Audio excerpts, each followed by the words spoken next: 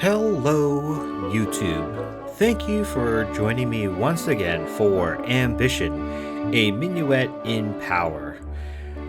We are in Chapter 3, and both a lot of things have happened, and also not a lot is happening now. We are now scheduling our own rendezvous.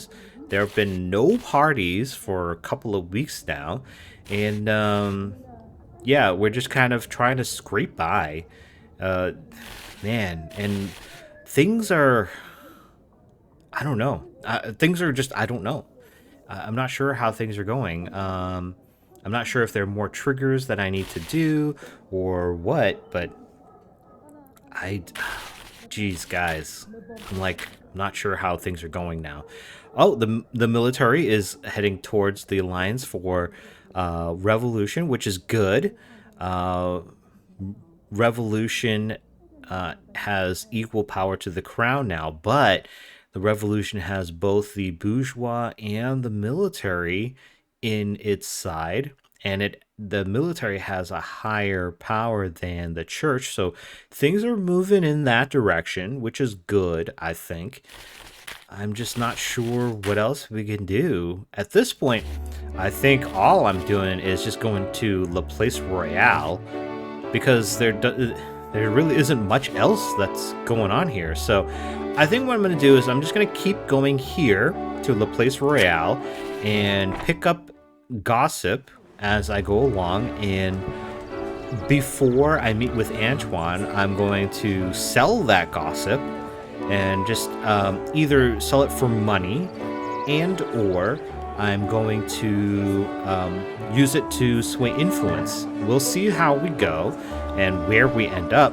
But I think I will bring you back either if something special happens, or I will bring you back if once we get right to Antoine to see what happens at this point in time when we are the ones that are scheduling the rendezvous. So I'll see you in a sec.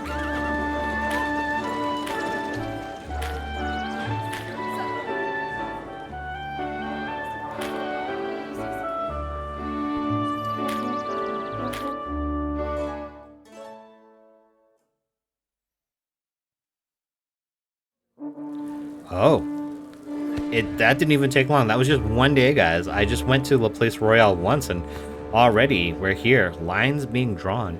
Paris continues in fits and starts to burn. You spend your copious free time poring over what little snippets of news you've managed to pick up over the last few days. At this moment, it looks like the crown will be able to weather the storm. The revolution's fire burns, but not brightly enough. This is not happy news, as the public is simply unsure of your loyalty to the crown. Still, whatever happens next, you can be assured that the ship of state shall come to port in a sea reddened by torrents of blood. And so, Paris continues to burn. Okay, Yvette accepted. Alright, that's all good stuff. All good. Like I said, we'll continue with going to Place Royale unless things are happening, but we'll see. We'll see.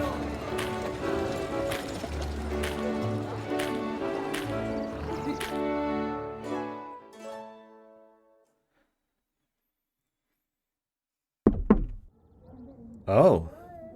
Alright, well, again, one thing happened. Oh, Armand's proposal, so he's going to ask us to do something. You awake to the sound of someone knocking on your front door.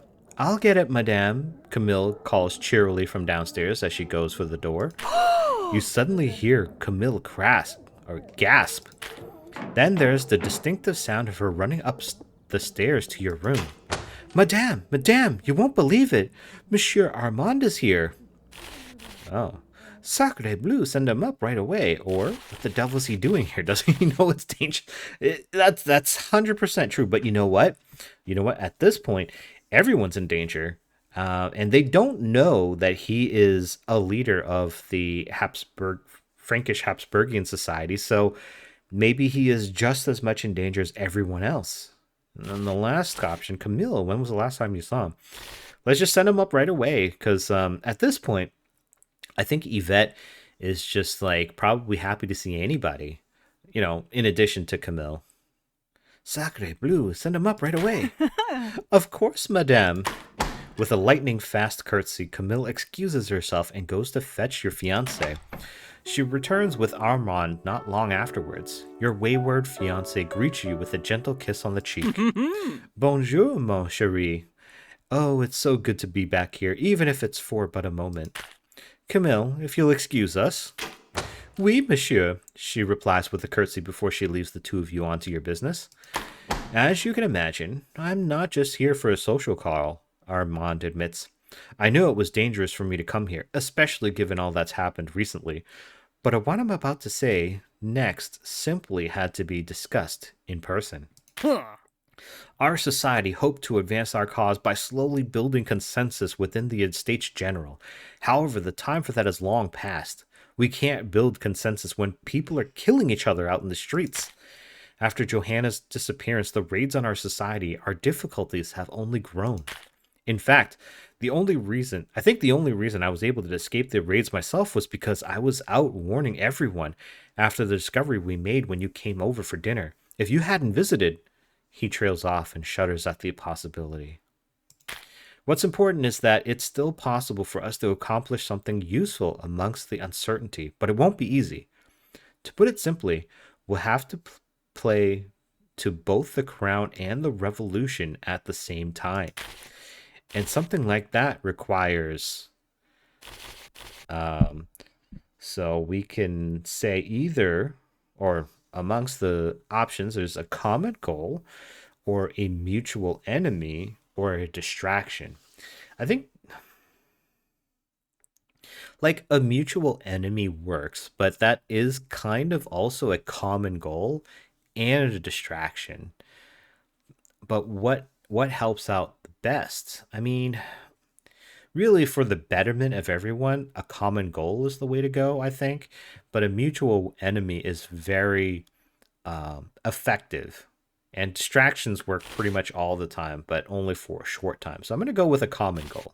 Oh, For anyone else, that would be true, Armand sighs. However, the revolution and the crown oppose each other at the very foundations. One can't exist at the same time as the other for long. You've gained a little favor with Armand.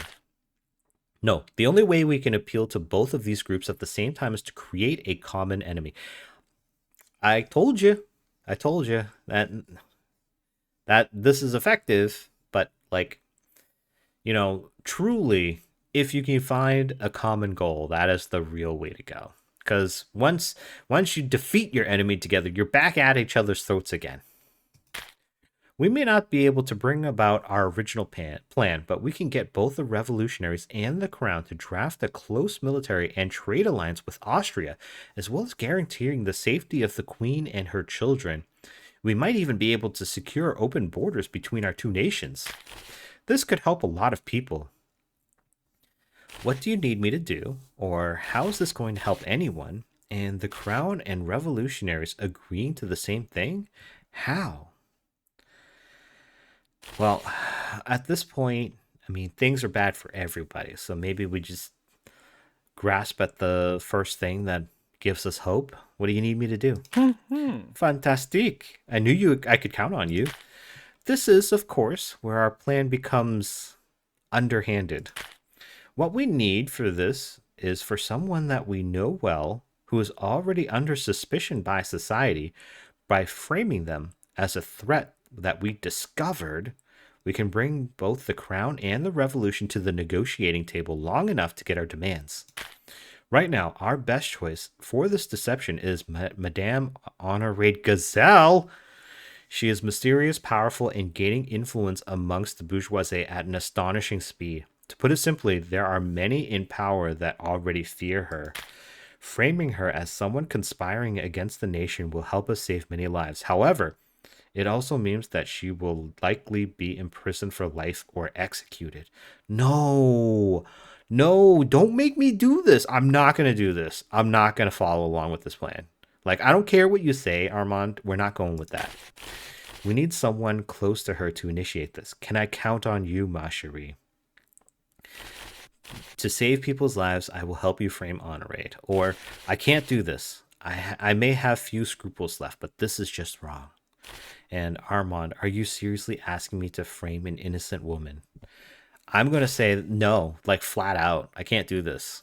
Hmm. I see, your fiance replies as he hangs his head. Honestly, I had hoped that you'd see the value of our ends, but here, no. I had hoped that you'd see the value of our ends here, but no matter. You've lost some favor. I'm sorry, my darling, but I must take my leave then. There's much that I still need to do before this day is through, he says as he gives you a quick kiss on the cheek. I merely hope that I can still manage to do some good while we still have the chance. With that, Armand leaves, and the rest of your day is still in front of you. Yeah, like how can you claim to be doing good when you're doing bad to like one person? Yeah, like there's the whole sacrifice of the few for and all that, but it's just someone close like that. How can you ask someone to do that? That's such difficult ask, man. Two options. Good, there was no way I was going through with that madness, or preserving one life, perhaps at the cost of many others. Was that right? No, we just weren't going to go through with that. We're just at all, so not at all. You hastily get ready for your day, occasionally interrupted by flaring bursts of discontent. What was Armand thinking, asking you to do such a thing? Was this the man you agreed to marry? Has he changed, or was he always this way? Regardless of the answer, no matter how much this may trouble you, that doesn't mean that the world has slowed down at all. There is always more to do. Certainly is always more to do. Damn, man. How could you do this to us? How could you do this to us? Try to grab more gossip. Return and let's see.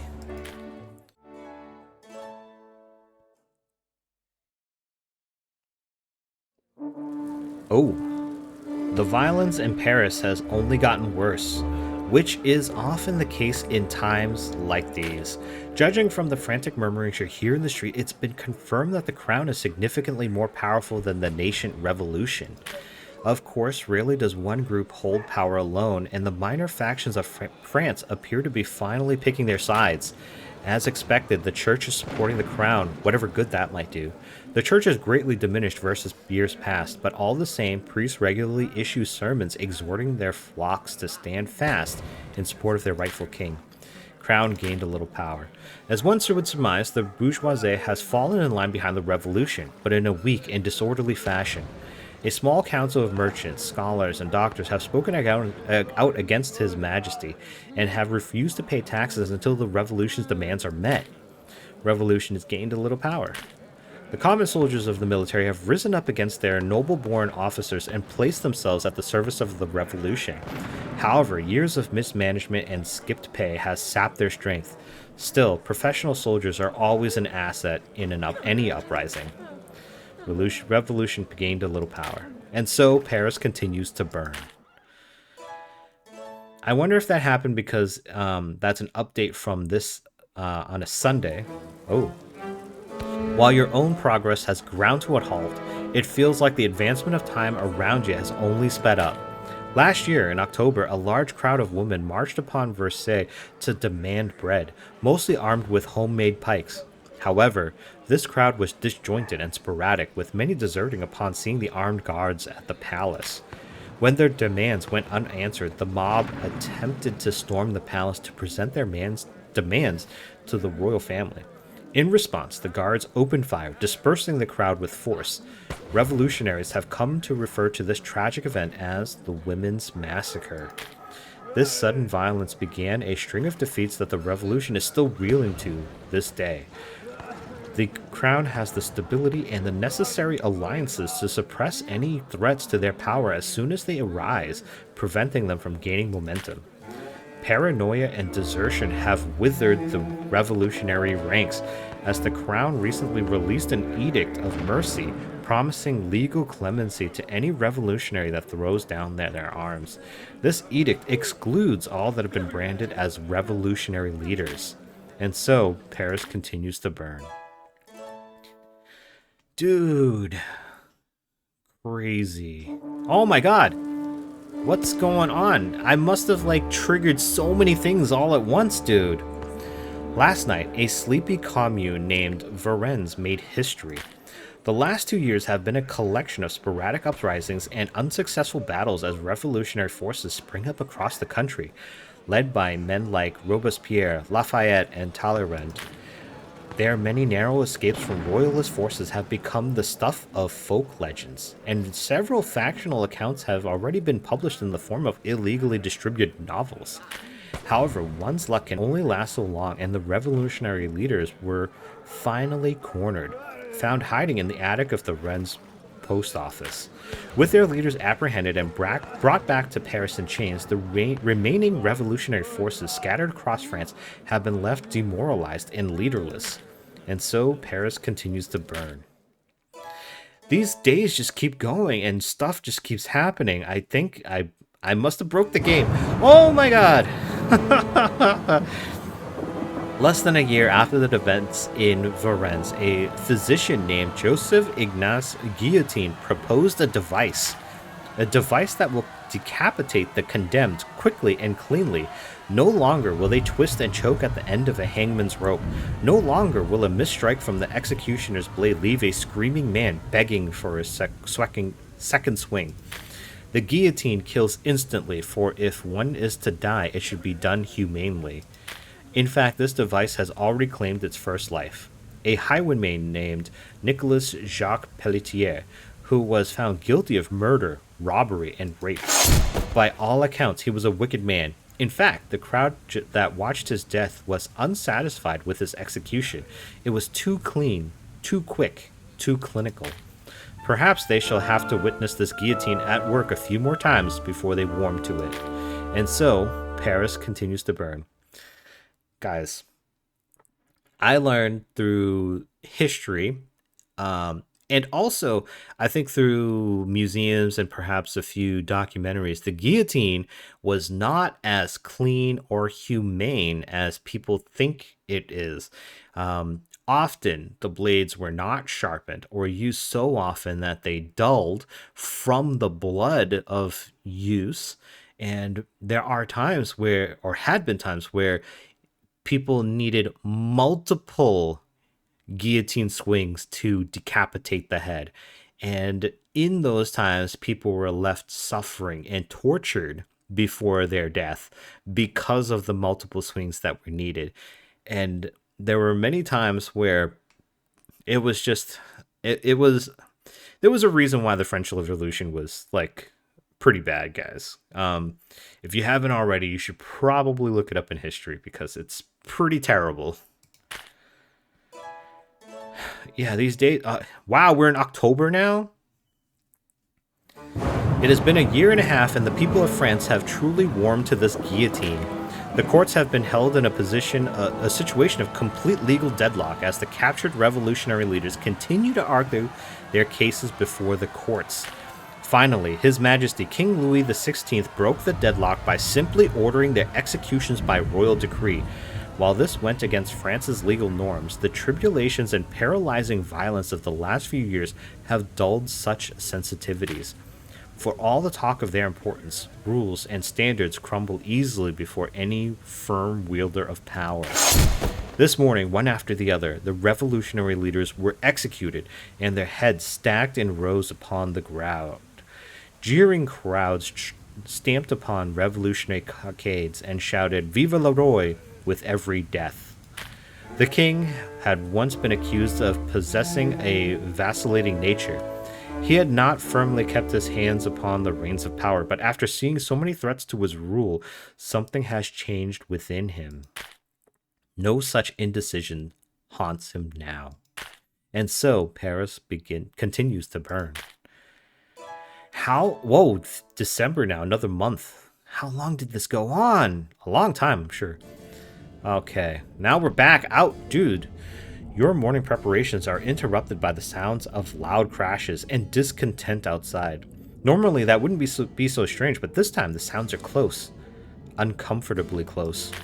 Ever since the crown successfully put down the rebellion that threatened to usurp His Majesty the King, you'd heard of disloyal subjects being put on trial. Is that what this is?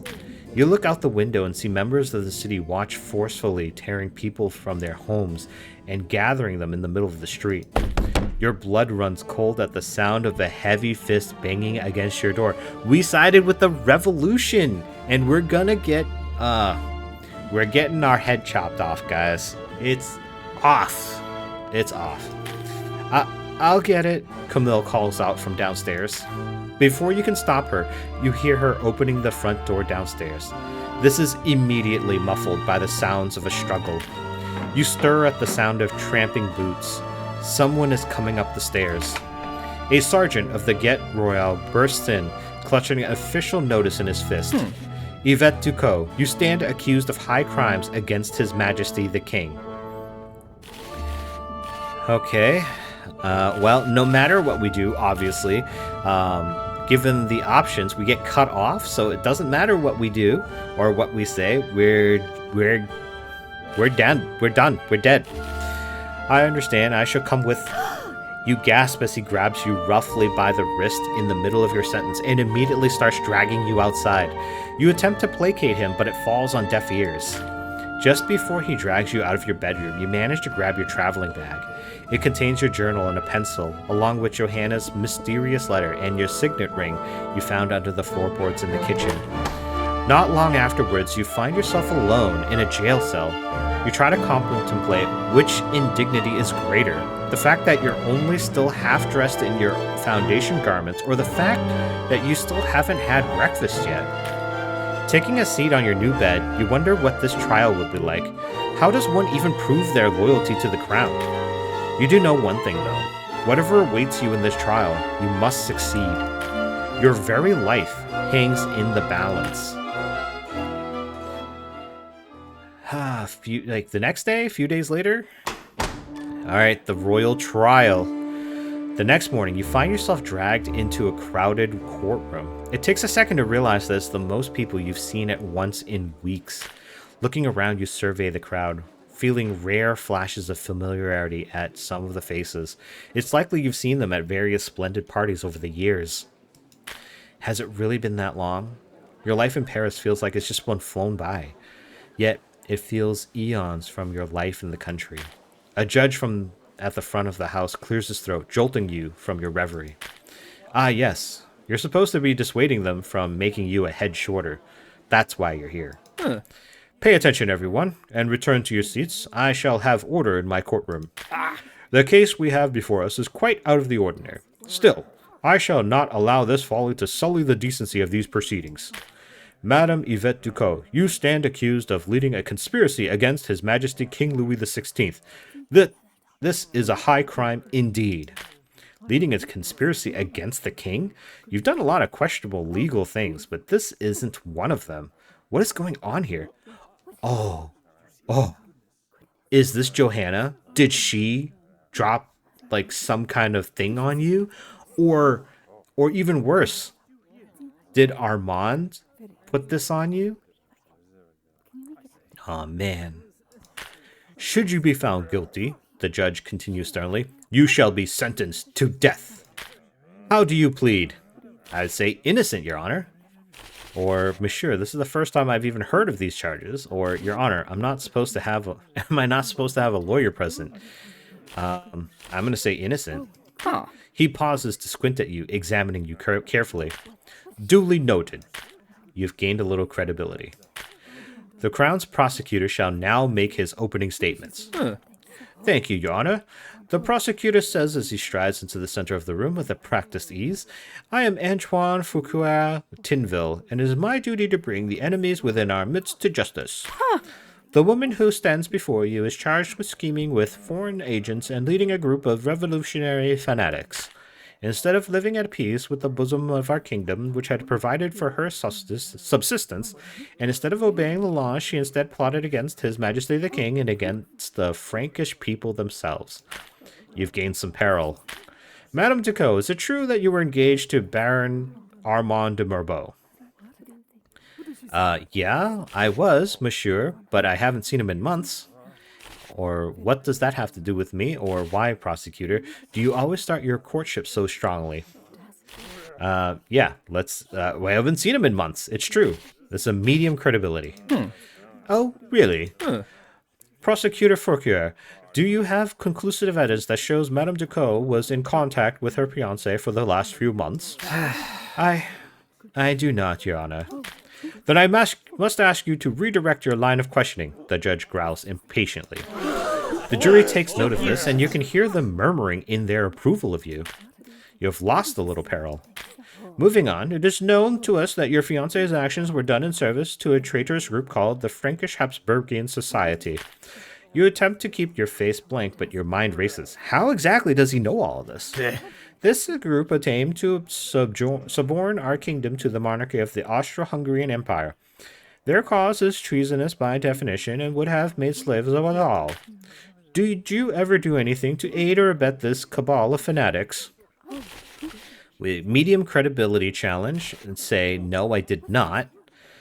We could add peril by saying, if you have any evidence of these to prove these ridiculous claims, I would like to see it now. And why would I ever do anything of the sort? We'll go with a medium I've been saying all along for the playthrough, credibility whenever we can. So let's do it. No, I did not. Oh. Really? It's quite distressing that you say this, Madame Ducot, for I happen to have a witness who strongly disagrees with their assertion. However, I shall deign to produce them later. Ooh, deign decent peril. Oh. There is also, of course, the question of your puzzling finances. It is known to the court that you lived alone, separate from your fiancé for some time. Or at least, it appears that way. You possess no great fortune, you had no husband to support you, and yet you were able to maintain your estate, complete with servants. You're not certain if it's really fair to call your tumble-down home an estate, but that doesn't seem to be stopping him. It is also known that you made yourself intimate with the highest tiers of society. There you moved amongst them, bedecked finery far above what your station should allow. Such things are not cheap. Given your alleged leadership of a dangerous cabal of fanatics funded by foreign agents, it would not be hard to imagine that these foreign powers supported you financially. To my point, did you receive money from foreign power? Credibility challenge. We're going to go with it. Of course not. I had a job with Le Trumpet du Peuple. Because that's true. That's what we did. Le Trumpet du Peuple, the newspaper? You what? You worked for... This is, of course, difficult to prove. Part of the reason you could maneuver so effectively through Paris's high society is because your work was conducted off the books. However, you don't need to convince this fool of that. You merely need to convince the jury. To that end, they seem to be nodding along quite thoughtfully. You generally seem disavowed of suspicion on this particular count. Lost a little peril. Slowly, the whispered conversations in the various corners of the courtroom spiral out of control. Soon, you can barely hear yourself think above the din. Just as the crowd builds to an unbearable volume, the judge raises his hands and shushes people, slowly bringing the room to order. Slowly, Prosecutor Fouquier stalks back to his seat. Settle down, everyone. We shall take this time to call for a recess, he groans. Prepare to re-adjourn with half an hour. The courtroom quickly empties out as people take their time to stretch their legs. However, you decide to remain in place as you don't actually have anywhere to go. Just as you begin to settle in, a cheery voice rings out behind you. Madame, you're alive. Camille bounds to you, carrying a small basket with her. I heard you were being tried at the courthouse, so I came as quickly as I could. From what everyone was saying outside, it sounds like things aren't going too poorly for you. I thought you might be hungry, so I brought lunch, tea, and wine. Would you like any? It's at this point that you remember that you haven't eaten since you were apprehended. Let's have some with her. Merci beaucoup, Camille. I would love some lunch and tea. Camille pours you a cup of tea from a teapot that she somehow managed to keep warm. This tea is strong, hot, and you almost immediately feel more invigorated. It'll be easier for you to be charming and engaging. You've gained a little credibility. The moment you bite into the lunch that Camille prepared for you, your hunger returns in full force. You devour the meal almost instantly. This welcome repast, however, is interrupted by a figure looming over you. Huh. So we meet again, Yvette.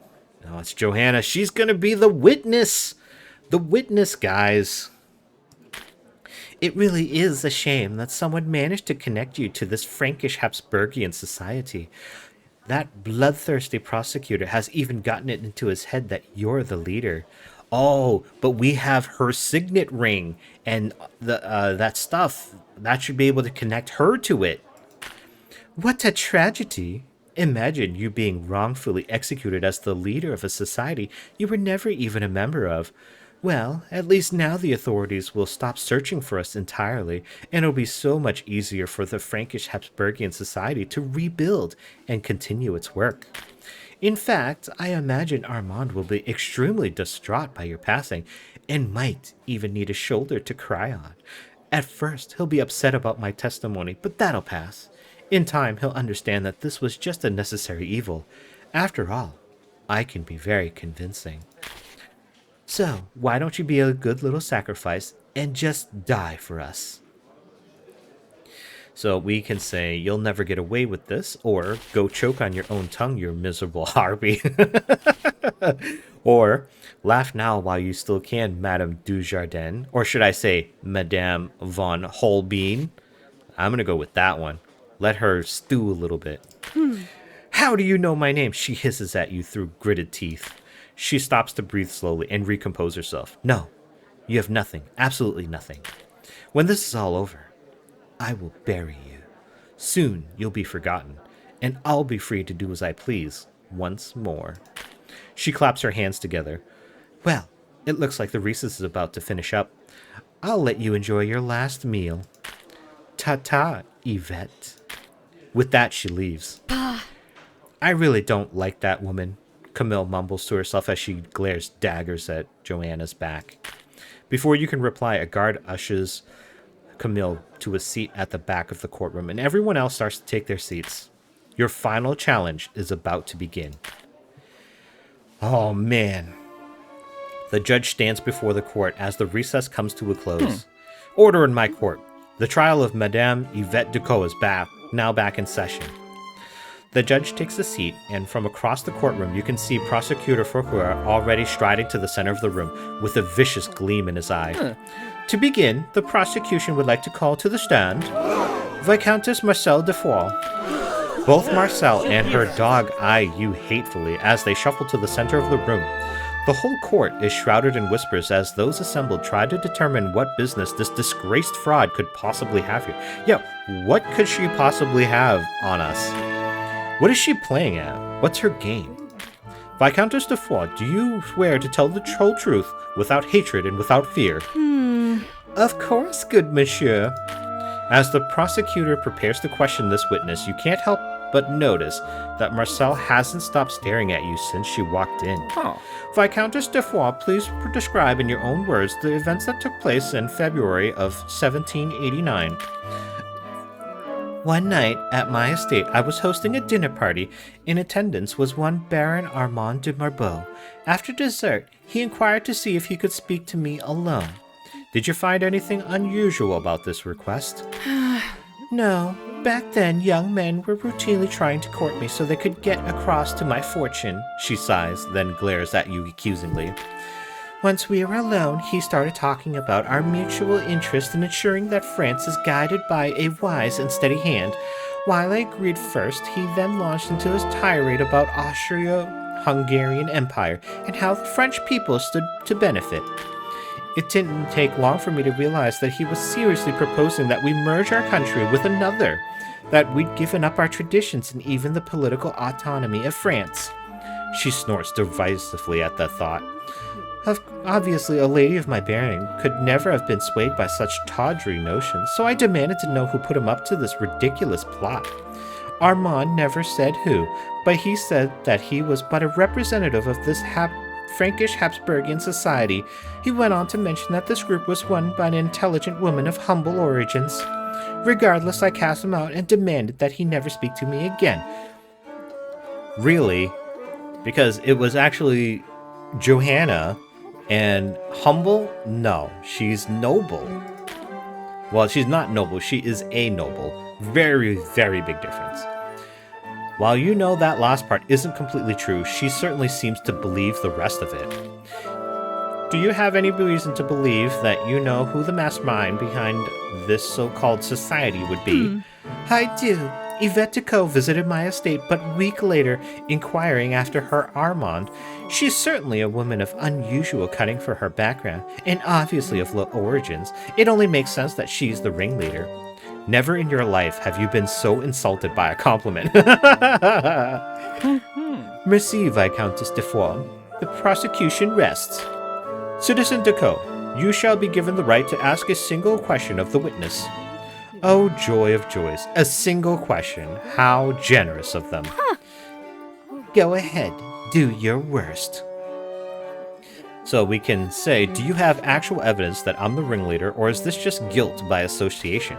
Medium credibility challenge, or what compelled you to lie about the fact that you invited Armand back a second time? That increases your peril by a large amount. Or first, I would like to remind the jury that we are trusting the word of a woman who could not even be honest about her. This sentence has run off the screen here about her. I don't know. I'm not sure which one to go with, but I've been saying we go with the credibility challenges when you can, so we're gonna do that. Huh. Ah, yes, about that. Huh. No, I do not.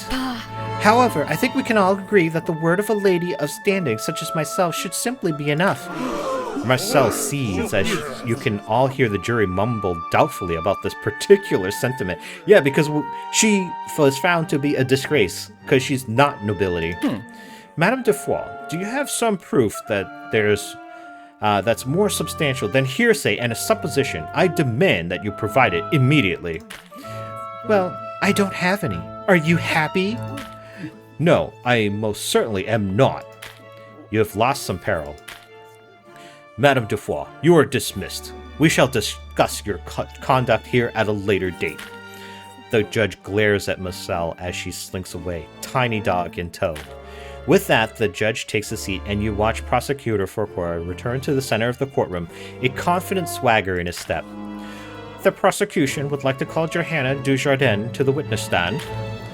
Johanna approaches the center of the court and affixes you with a steady stare.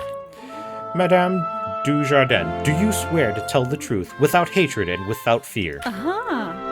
With nothing would give me greater pleasure, Your Honor. Yeah, sure. Sure. You're a lying bee. Sensing none of the venom dripping from Johanna's words, the judge takes a seat. Just looking at this woman causes a pain to grow in your chest, like a snake coiling around your heart. What is she plotting? In your own words, can you please just tell the court what you observed in the summer of 1789? At that time, I was living on the western side of the city with Armand de Marbeau. During my time living with him, I observed many suspicious instances. He frequently held meetings with various unscrupulous persons, meetings that, I later learned, were traitors to the interest of France. You seem familiar with what the people were discussing. Did you yourself take part in any of these traitorous meetings? Oh, absolutely not. However, I did happen to read a few of the letters that Armand had scattered around our residence together. Oh my god, she is... Ugh! I want to see her head get taken off, man. Totally. Armand was always so careless, you see. Reading his correspondence, I found that he was still frequently in contact with his fiancée, Yvette, who was living elsewhere in the city. From what I observed, I believe that she is the mastermind behind this fiendish Frankish Habsburgian society, that she had deceived him into acting against his best interests and... Yes, the prosecutor interrupts, waving his hand dismissively.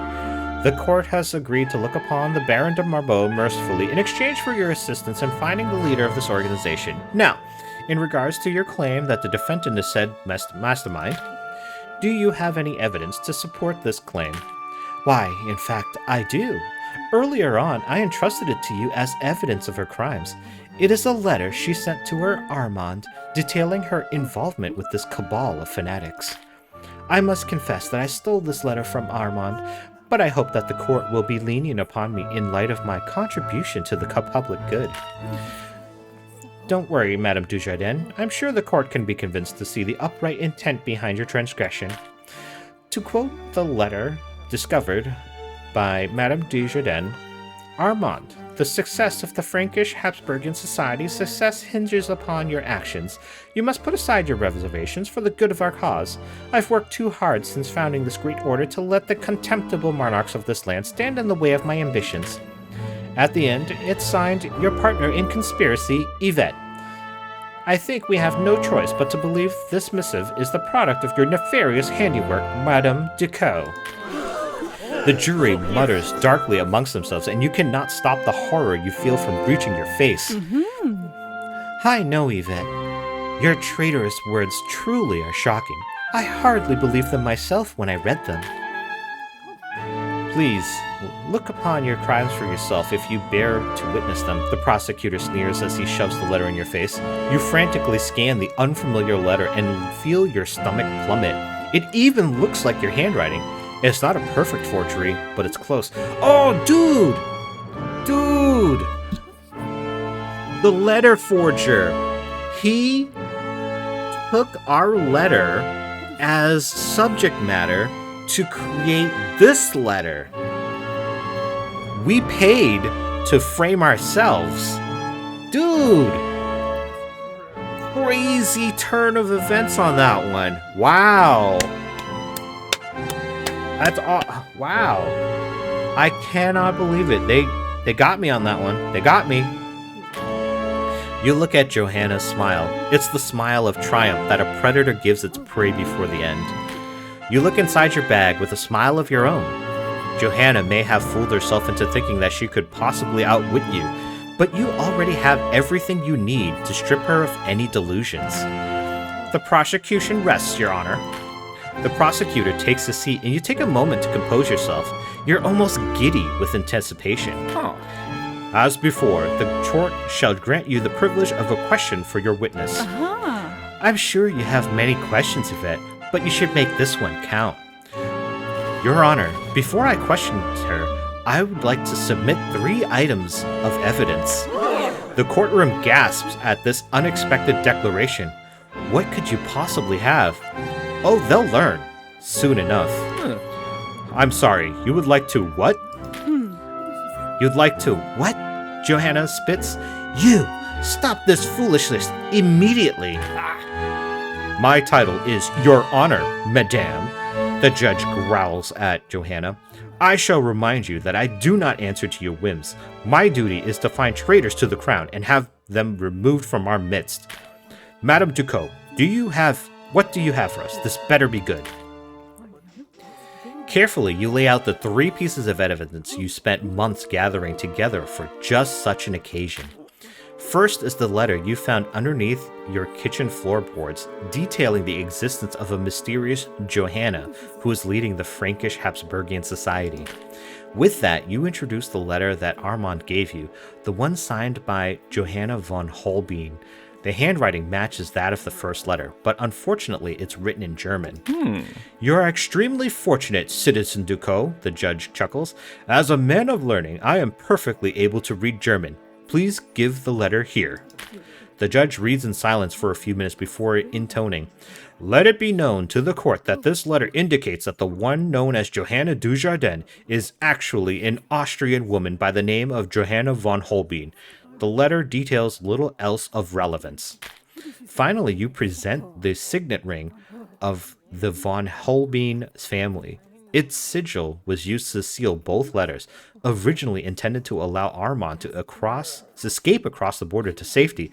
It has now become the final nail in her coffin. All of this evidence would suggest that this Madame von Holbein is the real leader of this Frankish Habsburgian society. I would also mean that she has attempted to frame you as the real leader of this organization, the judge says to you, the reality of the situation slowly dawning on him. Sacre bleu! Guards! Arrest that woman! The judge screams in shock, pointing at Johanna. What? No! Johanna snaps as she's roughly seized by either shoulder by a pair of guards. Do you think this is over? Do you insignificant fleas have any idea what I've sacrificed to get this far? Do you have any idea who?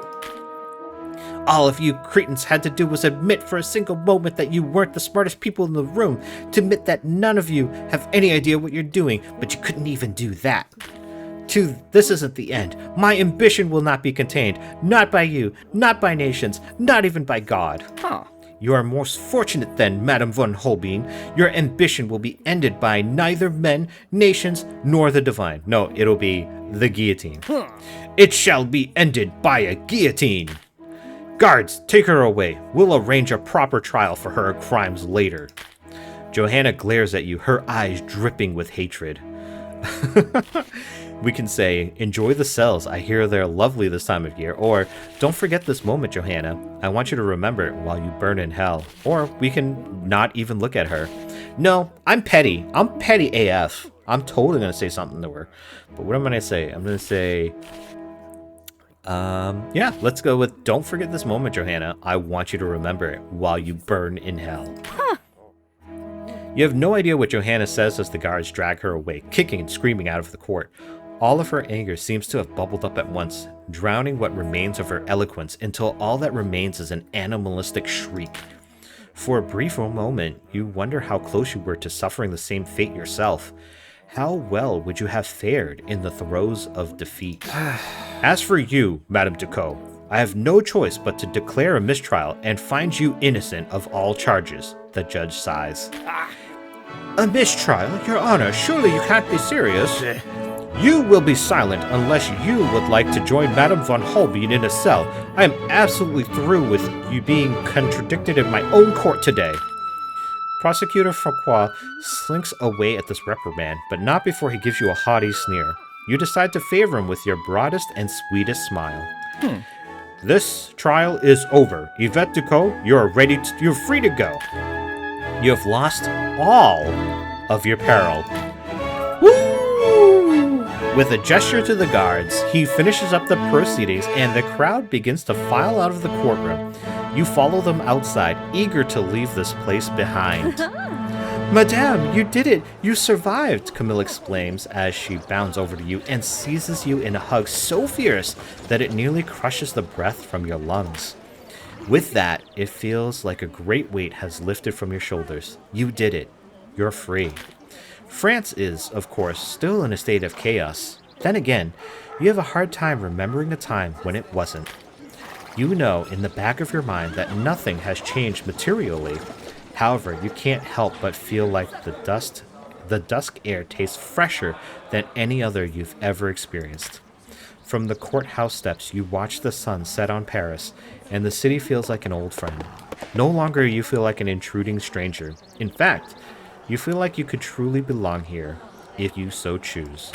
You don't have everything you've ever dreamed of, not yet, at least. At the same time, you have far more than you started with, and a whole world of possibilities ahead of you. You have your health, your good name, your wits, and of course, your ambition. A minuet in power. The desire to make things better for yourself. Looking back, that's gotten you pretty far, hasn't it? Of course, while your own story comes to its close, the stories of others either continue to be written or are tragically cut short. Oh, I think we get to see what happens to the people that we've befriended or gotten close to. A few days later, Johanna was executed.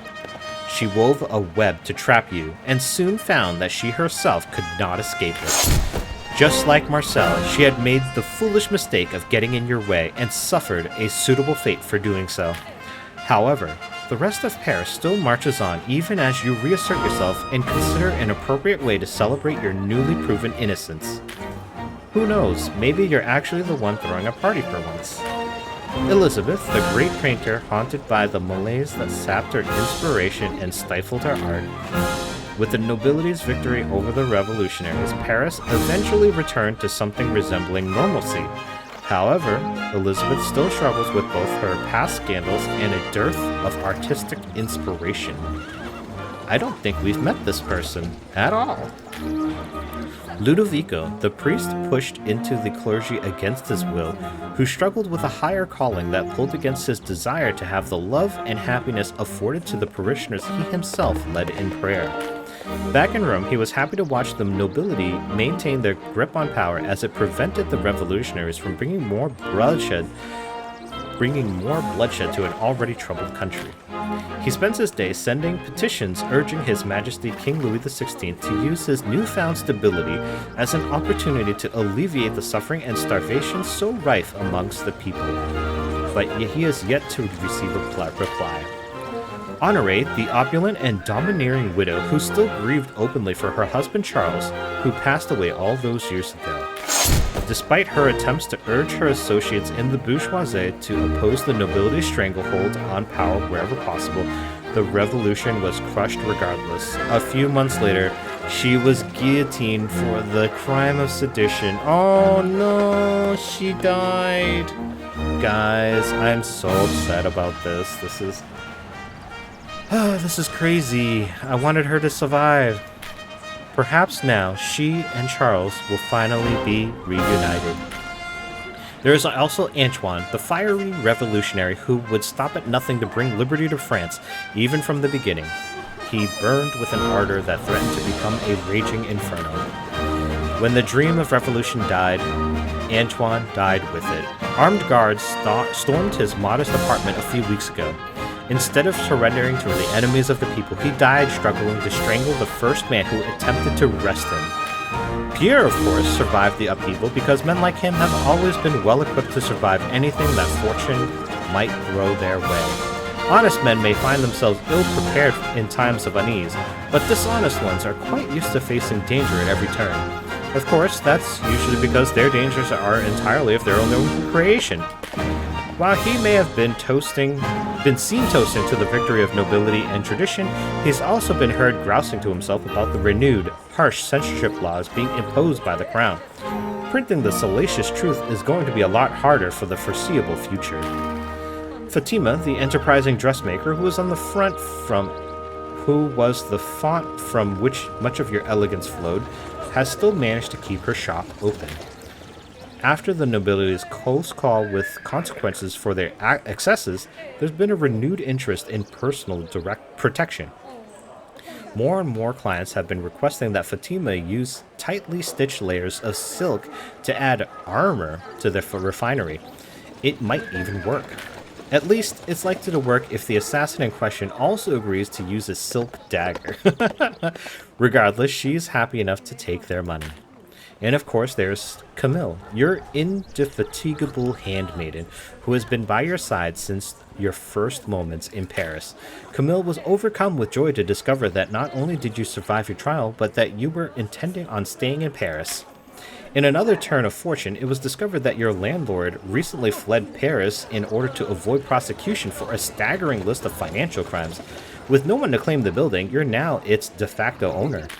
So, the grand arc of your story comes to a suitable close, with the sun proverbially setting on this chapter of your life. As the dust settles, you may find yourself alone, but you are also free. Your destiny is purely your own, and you are unencumbered to face your life's next great adventure. The fire of your ambition continues to burn, and as always, in Paris, life goes on. Wow! All right, man. That like the game really came to quite the conclusion at the end there. That was really great. And then the turn with Johanna turning on us and being the person that brings about like consequences there. It's good that we were able to take down Marcel, because if it wasn't for that, if we weren't petty AF, she would still be thought of as nobility. And we went through all the stuff to find that evidence against Johanna. That really helped out. It's just unfortunate that even though like I was favoring the revolutionaries and I had gotten close to those people in the revolution, I didn't have anybody that had survived. Oh man, I really feel bad about Honoré. She was just like wanting to do good things with her money, and just because the revolution didn't make it, like, dude, she got killed. But yeah, at least she's with her husband, and maybe that's good. But yeah, I didn't get a chance to really do much with Ludovico. It looked like there was a little something extra I could have done there, maybe because he had the kissy face on his picture. I don't know. I should have been using more influence to peddle with the gossip. I think that would have made a huge difference. It's just unfortunately, like, there were a couple points where it said like the crown gained significant amount of power, and it's just too overwhelming. I'm glad that I ended up like finishing the game, surviving. Oh man, I can't tell you how many times I thought I was just gonna have my head chopped off and just stuff like that. Anyways, I thought this was an incredible game. It was very well done. I loved the illustrations. I loved the multiple scenarios that they put you in. I will say that during parts of it, like the parties, some of those became very samey, and they kind of like grew together all the same. There were a couple.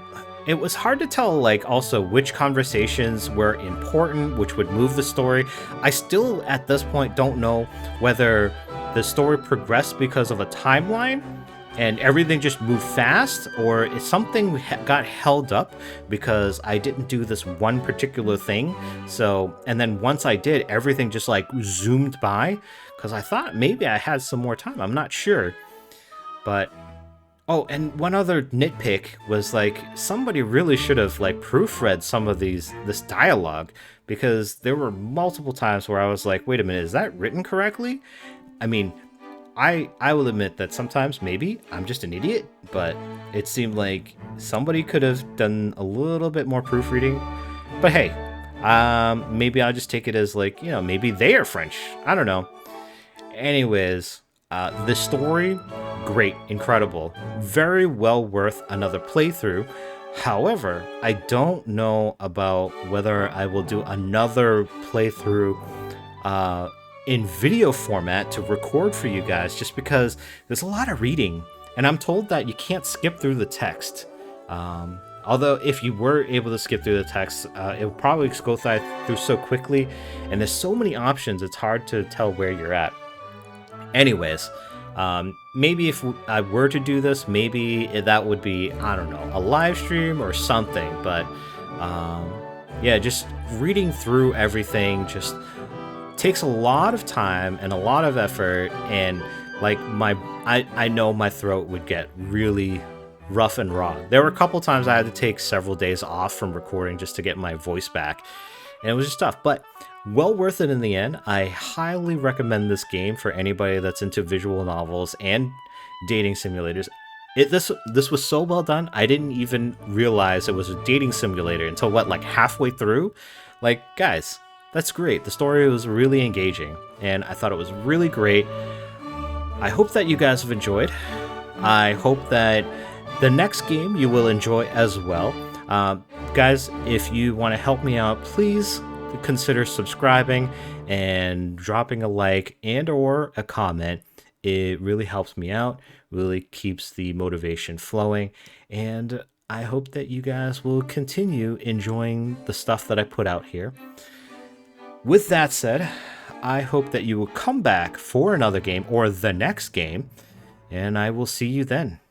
Until then, everyone, bye.